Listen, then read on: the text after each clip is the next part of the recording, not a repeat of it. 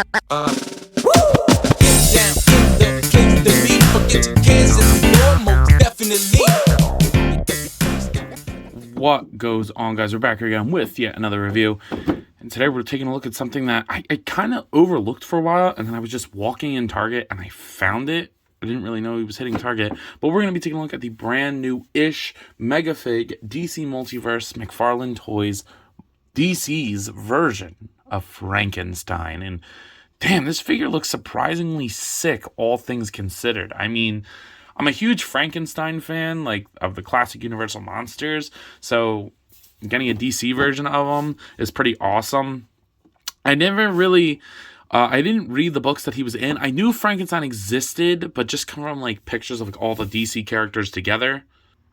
But I'll be the first to admit in saying that I'm not familiar with him from any particular books. My box got really messed up. I didn't even notice it at Target until, like, I got to checkout. I was just like, whoa, that box is really fucked up. I really like the artwork on the back. I really like the way that he's drawn. I kind of like the white eyes, and when we take a look at the figure, I might go ahead and customize just painting the eyes white.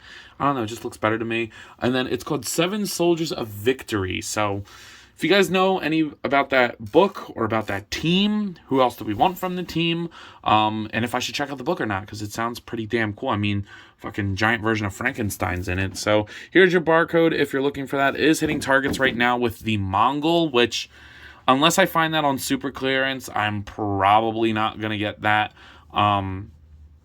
Just because I like Mongol, but I think that figure's kind of ugly, and I always thought Mongol had an ugly design, so I don't know. We'll see.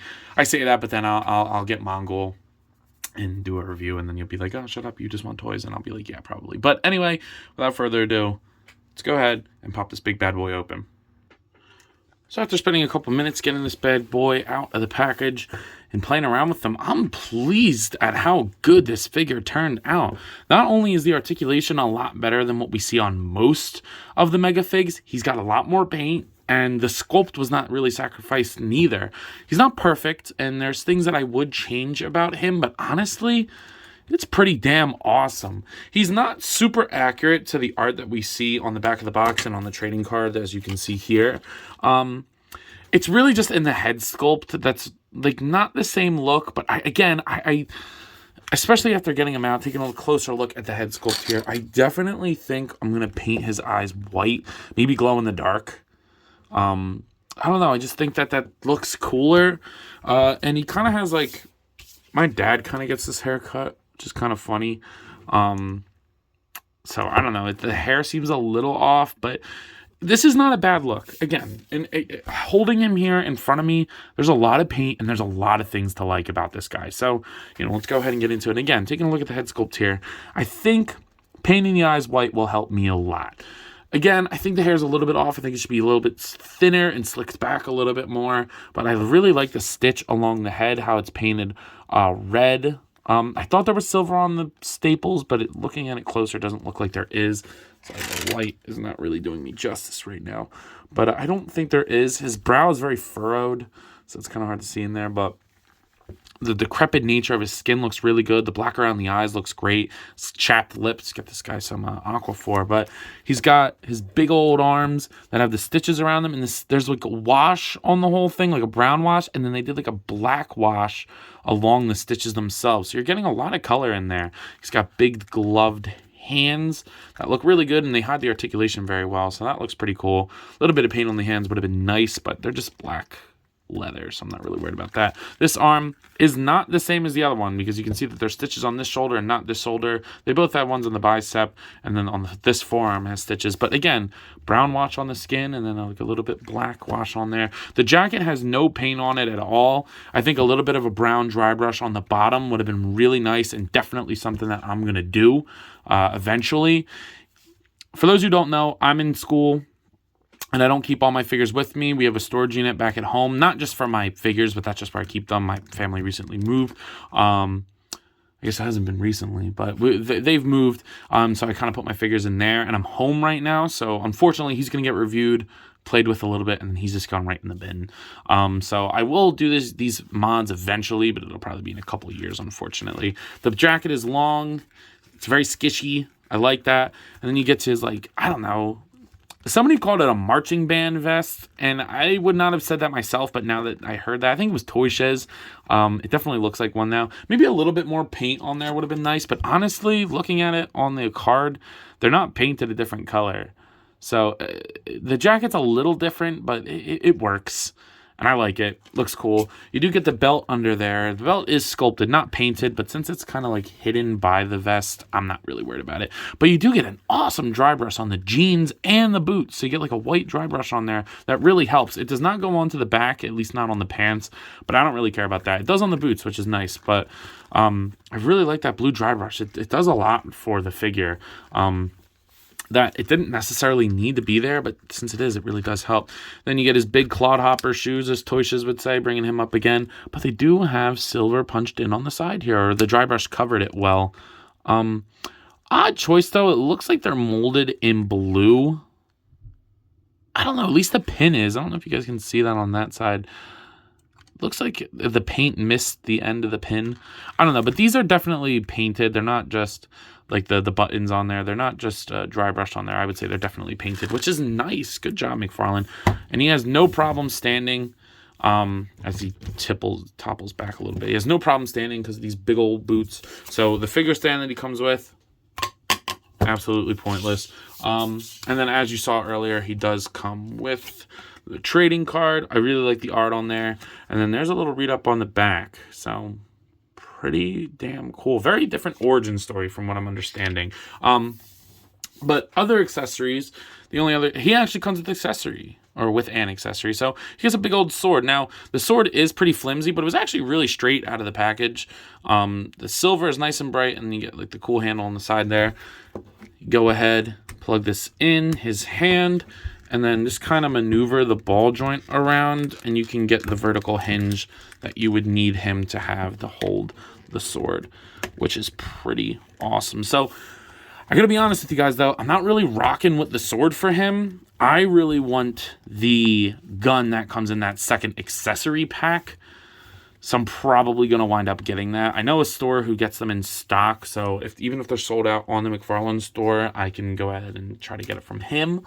But yeah, no, I'll be going to him for a couple things coming up. So yeah, looks pretty damn awesome. But I'm not really doing a lot of editing on this guy because I don't know if this is going to get a lot of views. He's a lot later, so I'm just going to go right into the articulation. You get a double ball peg at the neck that works really good. So he'll look up, he'll look down. You get great pivot and rotation, so perfect ball joint up there. Very well done. Shoulders go up to horizontal. They go down, rotate. Bicep swivel, which is very good for a Megafig. Usually we don't get that. Single jointed elbow that does also rotate, so it's like, I'm fine if they just do a rotating thing at the elbow and not do the bicep, but I mean, it's better to have it there than not, I guess. And then you get a hinge and swivel at the wrists, and as you saw with the sword, you can kind of maneuver that however you want. You do get like a ball peg at the torso. It's like molded in green in there, so it looks all right. It works okay. He doesn't crunch forward at all, not really back neither. It's really just going to give you rotation and slight tilt, which I don't really understand why. I think it would, this kind of articulation really has no excuse to not work very good, but it doesn't. You get huge ratcheted joints that Frankenstein could do the splits if that's something you need. He'll kick forward, not very far back. He does get a little bit of thigh swivel up there, which is cool. And then I just keep lifting up the jacket. He gets big old double jointed knees that are kind of ugly, but I don't really think he's going to need to do that very often. And then you just get a hinge and swivel, not the ball pegs that they usually do. But the hinge goes up pretty far and back all the way. It does get a pivot. It's not at a great angle. That's kind of why I wish they did do the ball joint. I actually like the sculpted hinges. They're really nice. And then the toe hinge. So yeah, not bad. Especially for a big guy like him, I think that's a completely adamant amount of articulation.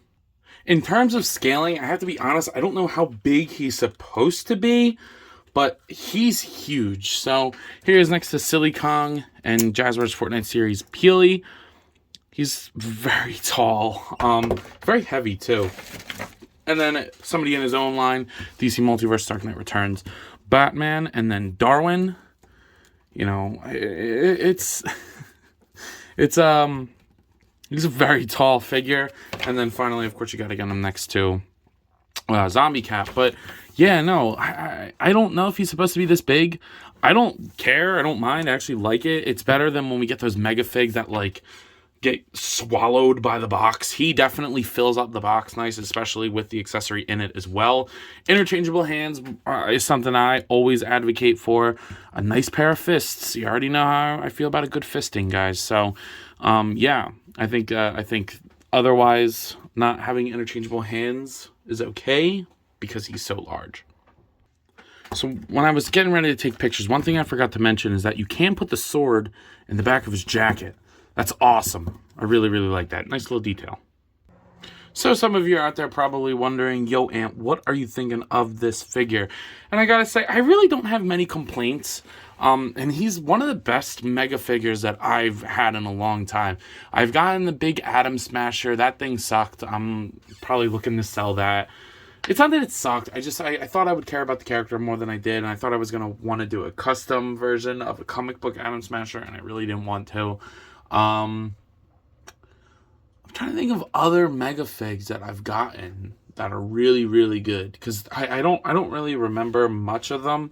The Titan Joker, I know my boy Boondocks, he was not fucking with that thing, but I thought it was alright. If it had a bicep swivel, it would have been a pretty awesome figure, but he was kind of ugly. I don't know. Clayface was great. I really liked Clayface. I know some people didn't. I thought he was super sick. But anyway, I'm rambling about Megafigs at this point. This guy's pretty damn cool. He's not perfect. I think if he crunched forward better, because I wanted to get him in like a lurching, like monstrous pose, and it just wasn't doing it with the articulation forward, so I did the best I could. But otherwise, I think the articulation is pretty damn good. He's got a lot more paint on this figure than most Mega figures at this point. And he looks okay. Again, I think I'm going to go ahead and paint the eyes white, but other than that, maybe a little bit of dry brush on the jacket too. But yeah, pretty solid figure. Very surprising. I thought I would not like this figure as much as I do. But anyway, I believe that's all I got. So at a price point of $39.99, so $40, let me go ahead and give this guy a 7 out of 10. Not great, but not terrible. Just surprising at how much I actually like them. But anyway, I believe that's all I got for today. So if you've not already, please be sure to like, comment, subscribe. Also be sure to follow me on Instagram and TikTok. I post a lot over there and have a lot of fun. And I'm sure you all will too. But as always, let me know. You copping? See you guys in the next one. Peace.